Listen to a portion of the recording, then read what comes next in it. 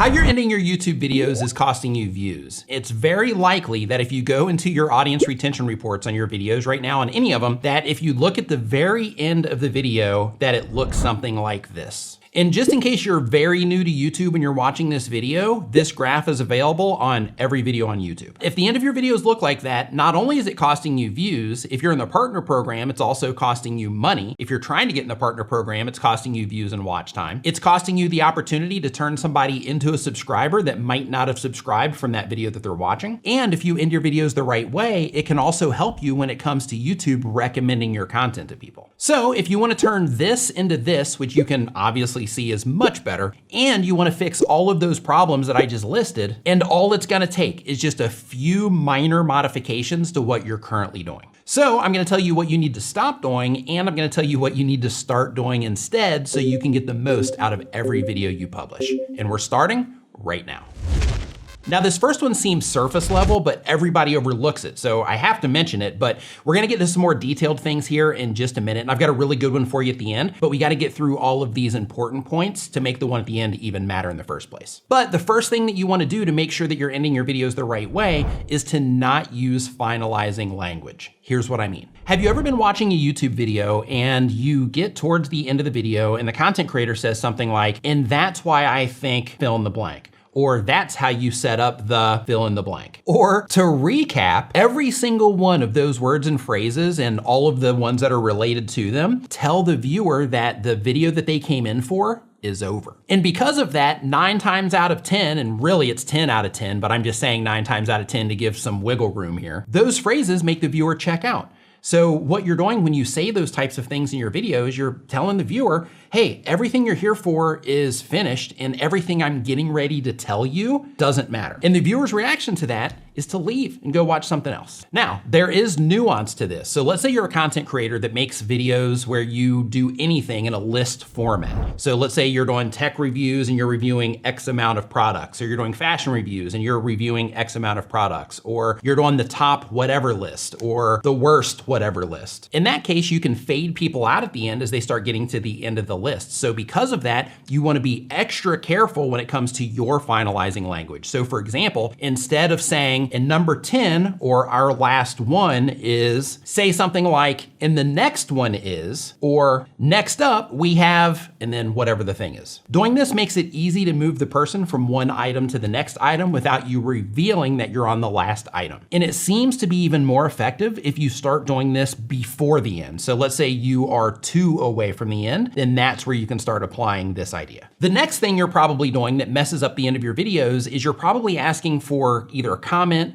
or subscribe, or for people to like the video, or maybe a combination of all of those things once your video starts coming to an end. If you look at audience retention reports across genres of content on YouTube, you're gonna find that it has the same exact impact as using the finalizing language. Because really, it's finalizing language. That's the stuff that YouTubers do at the end of the videos, and that tells the viewer, hey, it's over, and the same thing happens. Here's what you wanna start doing instead. If you apply this to your next video, you're gonna see the impact immediately in your audience retention reports as long as you get people that far in your videos. And remember, I'm gonna be showing you how to amplify all of this in just a minute. First, don't use any finalizing language in your video. Second, because you're a content creator and you want people to leave comments, you want people to like the video, you want people to subscribe, instead of saving all of that stuff for the end, try to casually work it into your video somewhere. For example, if all of this is making sense so far, hit the like button. But a really easy way to ask for comments is during your video while you're doing something else, just mention it in passing. Hey, let me know what you think about that down in the comments. Super easy. And as a quick side tip, while you're asking for comments, it's really easy to get comments when you ask people a question that they can simply answer down in the comments instead of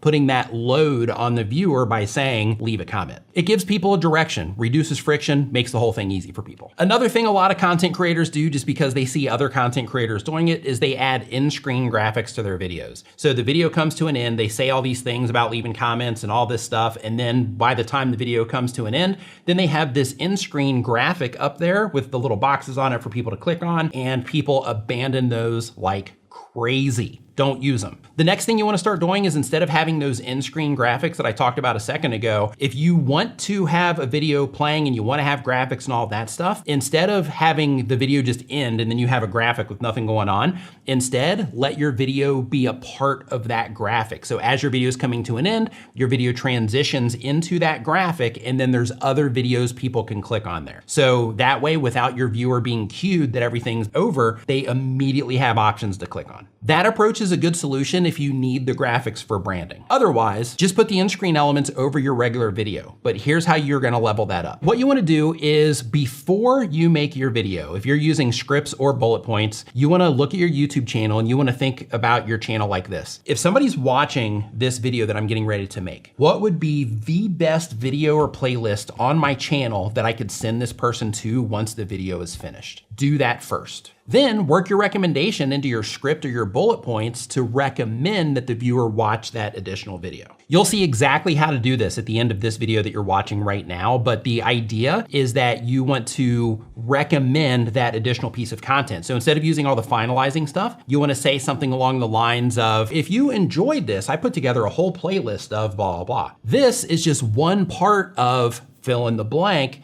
To watch the next part, click here. For example, if we put it into a real life situation, let's say that you have a cooking channel and you have a video that teaches people how to make a great steak dinner. In that case, once they get to the end of that video on how to create the great steak dinner, or how to make the great steak dinner, is it create or make? How about cook? So if they are watching a video on cooking a great steak dinner, in that case, once that video starts coming to an end, instead of saying something like, and that's, the recipe for this, or, that's how you create a great meal for your family and all of those types of things, instead say something like, oh, and by the way, if you never wanna run out of dinner recipes, click into this playlist right here. I've collected all of my best recipes, so you're never gonna run out of great dinner ideas. What you're doing there is you're setting up that playlist. So you're making it relevant to the viewer in the video that they came in on, right? Dinner, and then you're sending them into that playlist where they can watch more videos, or just sending them into a video, sending them into something that they can watch. You can also go another direction, as long as you know what your viewers like, where once you got to the end of that steak recipe video, then you could say, hey, once you get everybody filled up with steak, you wanna make sure that you have a great dessert, right? Well, I put together my playlist right here of my best dessert recipes. You can go ahead and click into that right now so you can find yourself an awesome dessert to make. So what we're doing here is we are recommending they watch another video, but we're making that recommendation relevant to the viewer based on the video that they're currently watching. Now, if you wanna level this whole thing up, and don't worry, I'm not sending you into another video yet, but if you wanna level this whole thing up, make sure that you always link into playlists instead of linking into single videos. Here's why. If somebody clicks in on a mobile device,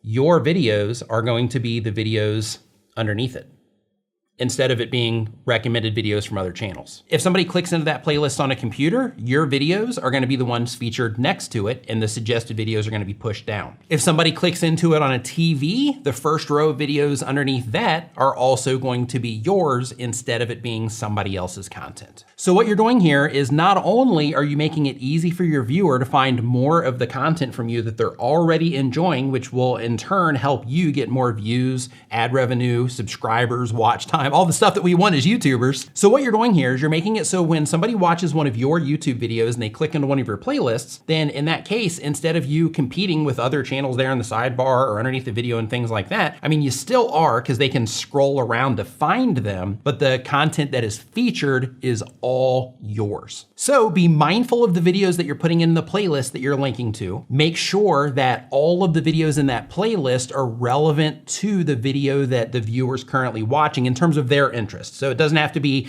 topically exact. It just needs to be something that that viewer that's watching that current video would be very likely to also enjoy from your channel. And I know what you're thinking right now. Right now you're thinking to yourself, you know what? I should probably go back to my videos, all of my videos, where I'm getting people to the end, and make sure that I'm sending everybody into playlists.